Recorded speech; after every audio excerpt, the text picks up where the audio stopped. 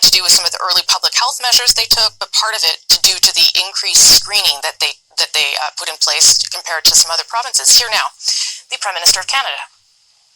Bonjour tout le monde. Good morning, Hello, everyone. Happy International Day of Pink. Today we wear pink to stand up to bullying and support those facing discrimination. If you feel alone, if you're anxious or scared, know that we're here with you today and every day. Now I want to begin this morning by addressing Canada's Jewish community. Tonight at sundown marks the beginning of Passover. Usually this is a time for family and friends to gather around the Seder table. But tonight will truly not be like all other nights. I know staying in tonight and not gathering extended family will be hard, but it's the best way to keep yourselves and your loved ones safe. I hope you still find a way to connect with family and friends, whether it be on the phone or through video chat. To all those celebrating Passover, Chag Pesach Sameach. Over the past few weeks, we've all had to make changes because of this pandemic. Staying indoors as much as possible and not seeing friends and family is a big adjustment for everyone, but it's especially hard for some people. If you've lost your job, if you work in an industry that's been hit hard by this virus, you're worried about your family and your future. What makes the situation so difficult is how quickly it all happened. Through no fault of your own, your whole world has been turned upside down in a matter of weeks, and that can create even more uncertainty and even more anxiety. So we've brought in a whole range of new measures to help families and workers, seniors and business owners get through this. We've put in place a 3-point economic plan.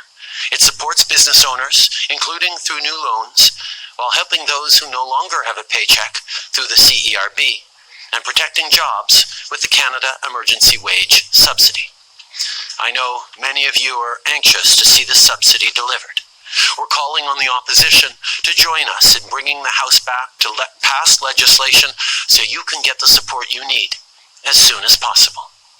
Cabinet will be meeting this afternoon. As usual, most Cabinet members will be on the phone, and I will be attending this one in person to discuss next steps. Since we announced the wage subsidy, we've had a great many conversations with business people, unions and workers. I want to thank them for their advice and their viewpoints. These conversations have helped us to adjust what we initially announced in order to include more businesses and help more people. And that's what I'd like to talk about today.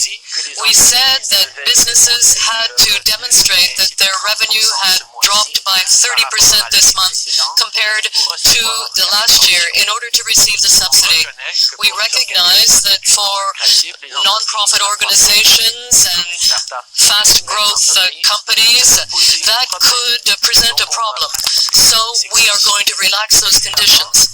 First of all, businesses will have to show a decline of 15% in their revenue for the month of March rather than 30% in order to consider the fact that the pandemic has had an impact on their activities in March. Businesses will also be able to choose to use the month of January and February as the reference period to show a loss of revenue. With respect to charities and non-profits, we understand that you are facing a different reality when it comes to funding. For that reason, you will have a choice. You can include or exclude the government subsidy when you calculate your loss of revenue. If your business is affected by COVID-19, the government will give you up to $847 a week for every employee. And as we already announced, that subsidy will be retroactive to March 15th. Since we announced the Canada Emergency Wage Subsidy, we've had a number of conversations with stakeholders and workers who've provided us with valuable feedback and helped us refine what we'd put forward. I want to thank them for their input. We want to make these emergency measures as effective and inclusive as we can, so we're listening and making adjustments along the way.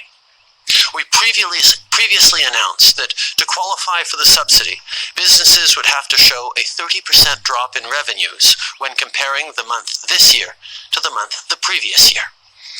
We recognize that this could be an issue for nonprofits, fast-growing companies like startups, and new businesses, so we're going to put in place more flexible rules. Companies will now have the option of using January and February of this year as reference points to show a 30% loss. And businesses will only need to show a 15% decline in revenue for March instead of 30%, because most of us only felt the impact of COVID-19 about halfway through the month. We understand that charities and nonprofits are experiencing different types of pressures when it comes to funding. For this reason, they will have the choice to include or exclude government funding when calculating loss in revenue.